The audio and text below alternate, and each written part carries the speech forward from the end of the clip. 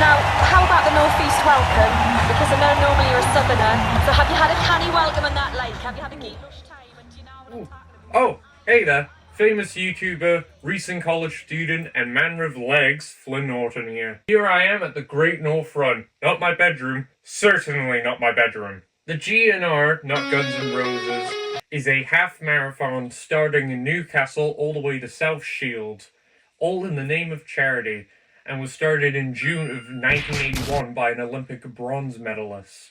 And what's best and makes it such a large marathon is it's open to the general public. So the average Joe and an athlete can join in, which I guess includes me. There's so many questions like, how will I do? Will I actually make it to the finish line? And where is everybody? Seems the race has started many minutes ago. Darn it. But there's one last question that's been hanging over my head, and I want to explore it and a bit more. With the energy produced from the Great North Run, can it cook a bag of popcorn? Let's find out.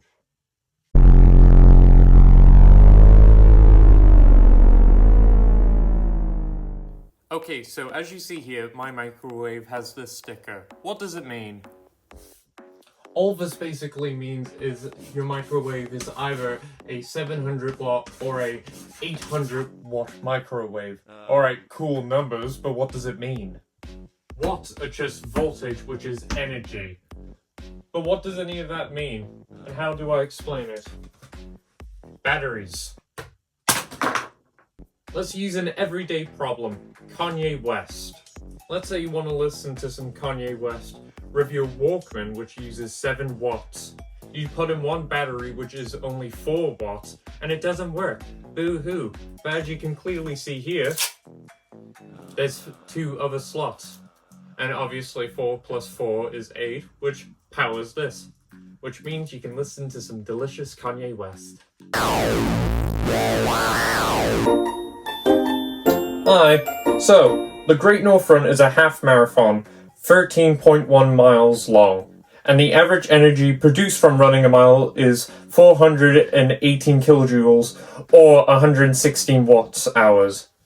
For 13.1, they would produce 5,475 kilojoules, and all of that would produce 1,521.0555556 watts. According to this thing, a full marathon, which is 26.7 miles, produces 2,600 calories, which, since it's halved, it'll be 1,300 calories. Putting all of this through a calculator means the energy produced is 1,510,888888889, or 1.52 per minute.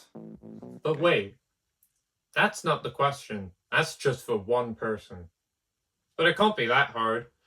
So if it's 1,522 and Google says the amount this year has been 60,000, then just timesing that would just produce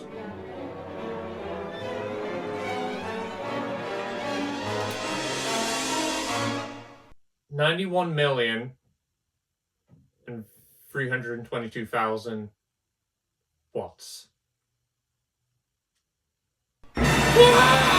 So from doing that, the answer is a bit obvious. Yes, you can cook a bag of popcorn. But you will go way past well done by that point. Alright, let's just try and space out all of this energy. So, according to this post, for 10 seconds you need the consecutive watt power of 25.9. So, but that's for a second. That would just simply be 259 watts per second. Splitting all that power to different microwaves, the popcorn you could cook is... Hold on, let's check it into Google Translate so I can read it. 352,586.872587. Oh boy, on, that's a lot of popcorn. But let's go further.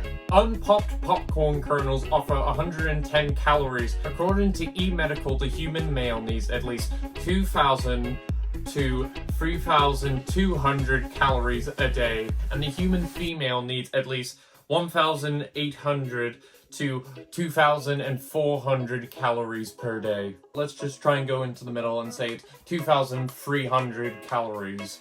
A bag of popcorn contains 95 kernels. Let's set that as the low average. That means a barely cooked bag of popcorn offers 1,450 calories.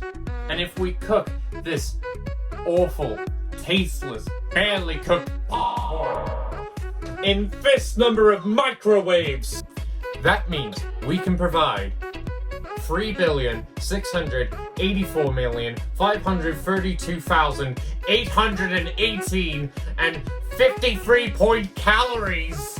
That means we can feed 1,601,970.79,067.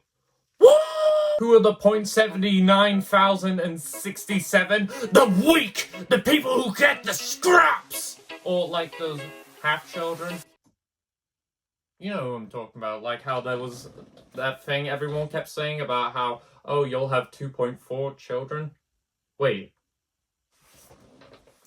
Families live in homes. Can the Great North Run power a house? The average house needs 29,316 watts a day. That means the Great North Run can keep the house powered for 91,011 days. Or, you know, to put it simply, 249,150 years. They'll have more power than the years Jesus has been dead. Death! Let's think about death! If you were to be put on life support, and this was the only thing keeping you alive, and for some reason the Great North Run is powering it, how long would you be alive for? Well, the average watt consumption from these machines is 5,500 watts a day. So, you know, doing all the math, like I've been doing, you know, you wouldn't actually live that long. Well, for the normal human lifespan, because it could last you 877 years! The average time for a generation to come into existence is 20 to 30 years. So let's go in the middle and say this fictional family, the Dams, let's call them, have a new generation every 25 years.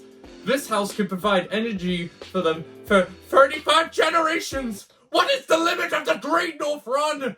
There is no end to the mathematics in all these questions I can answer. The main important thing is that the Great North Run has energy. And what is the Great North Run doing with it? Nothing! They're doing nothing with this energy! The energy produced from the Great North Run will even outlast me!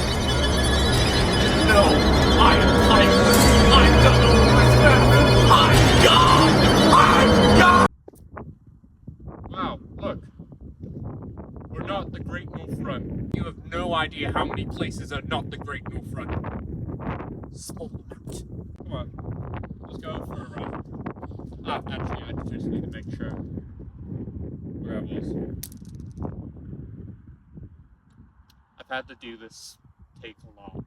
So yeah, the Great North Run.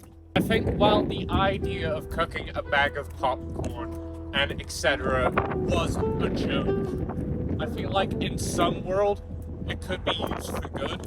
A collection of British guys, also known as the band Coldplay, does this thing at their concerts where they line the floor with these dance pads and it produces energy. And if we utilize that power, we could create something very good and useful. However, the problem would be it would probably be very expensive. I mean, that would be like 13 miles of dance pads. But you never know. One day, maybe.